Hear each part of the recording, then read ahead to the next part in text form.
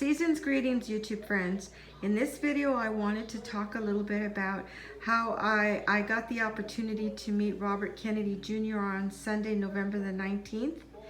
And I made this timeline to help you understand how it all came to pass. So in March, Bobby announced his run for president on the Democratic ticket. Now, I didn't know that he was running for president until June, and that's when my son told me about it.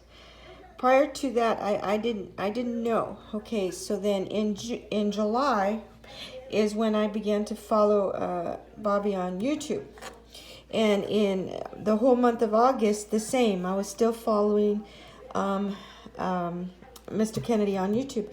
Then on September 1st is when I went and registered myself on his website, which is the Kennedy24.com.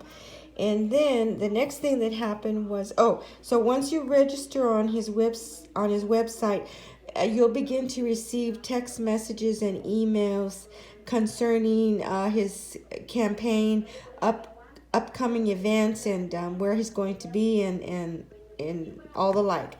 So then on October 27th is when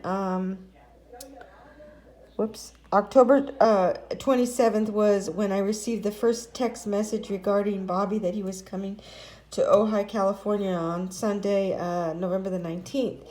That same day, I replied to the text and I expressed that I was having interest to attend the event. That same day, right away, as a matter of fact, I received the link and I made the donation, and then I received an email confirmation. And then on Saturday, November 18th, which was just a day before the event, is when I received the final email with the details of the event location. And they don't disclose the actual location of the event prior to well, let's put it to you this way. They'll give you that information 24 to 48 hours prior to the event, and that is to protect Mr. Kennedy. And then I attended the actual event, which was a week ago. Tomorrow to be a week. And he came to Ojai, California. And so the final email gave the instructions to meet in a parking lot at a church there in Ojai, and then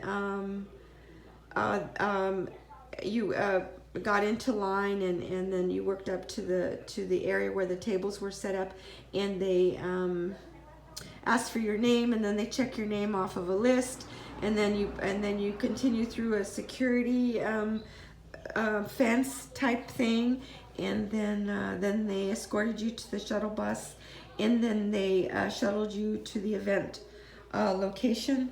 And so these are two of the bumper stickers that I received on that day. Everyone got two bumper stickers, and then two pens. And the thing I wanted to say about this was that Mr. Kennedy took the time towards the end to really try to encourage us to display our bumper stickers and our pens.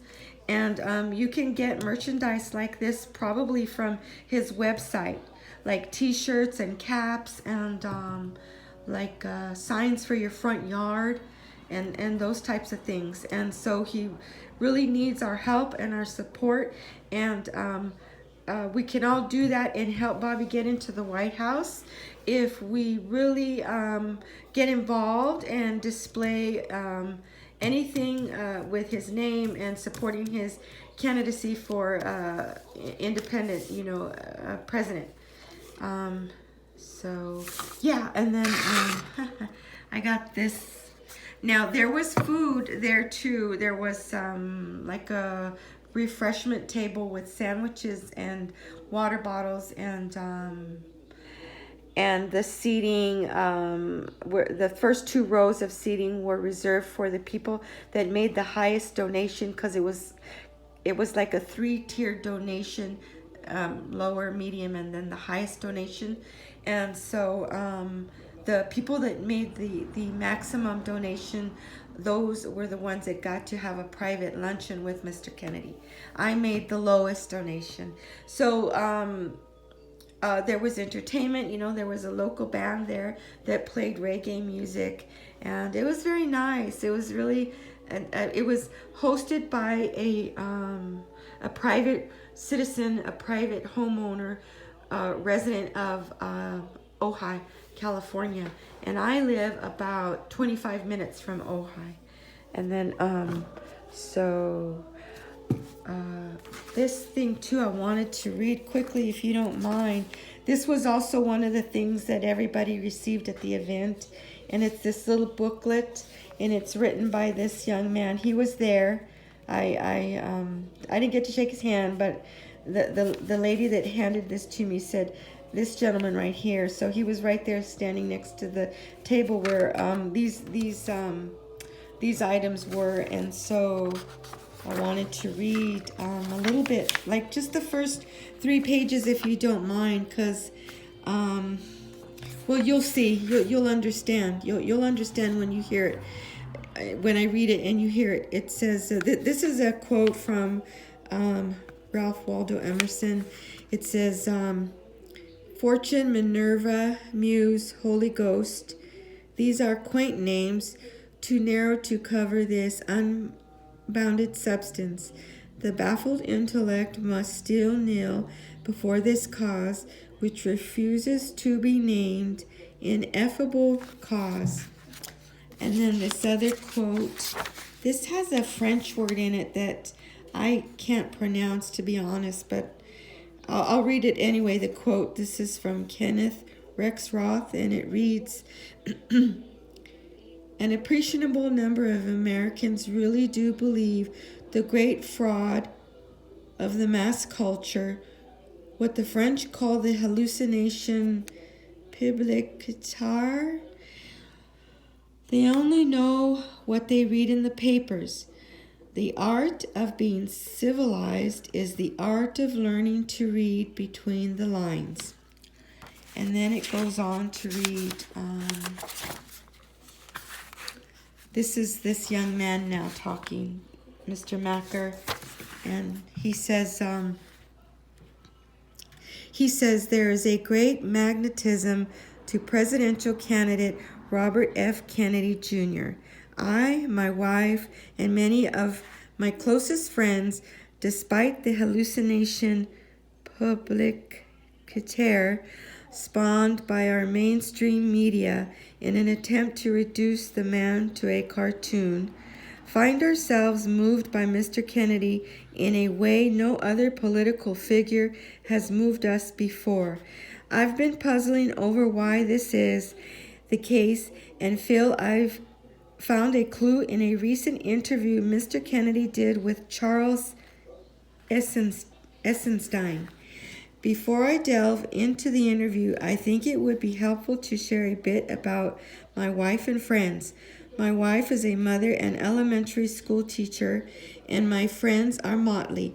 One is a carpenter, one a real estate broker, one runs a local art center, one is a farmer, one is a beekeeper, one runs a landscaping business, one is a web designer, and one is a screenwriter. Some didn't go to college, some went to Ivy League schools.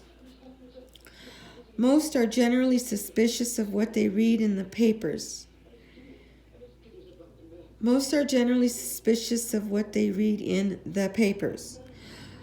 Though not a one, I'm sure of it, would call himself civilized. Most are parents with young kids, and regarding Mr. Kennedy, all appear startled, almost sheepishly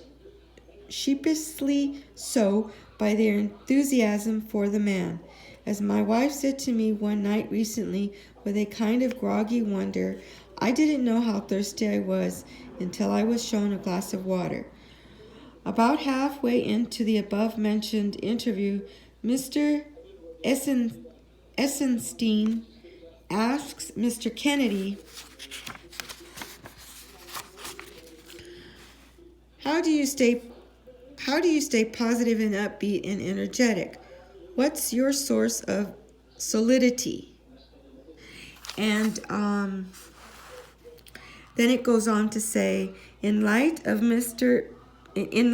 Kennedy's past, the loss of his father to murder, his uncle to murder, an ex-wife and mother of 4 of his children to suicide, his bygone struggle with addiction, and the current media shelling, I've wondered the same thing, and that's not mentioning the stress of raising 7 children and his high-stakes work as a lawyer on behalf of the Hudson River and other waterways, on behalf of indigenous peoples, and on behalf of folks fighting against Goliaths like Monsanto and DuPont over their pollution.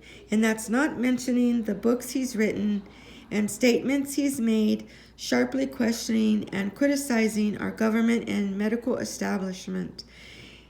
And this was Mr. Kennedy's response to Mr. Eisenstein, delivered in his shaky, catchy voice with his grave, point-blank, glancingly wry demeanor. And I'll read the next time, but I wanted to share that with you. All right, bye you guys. See you next time.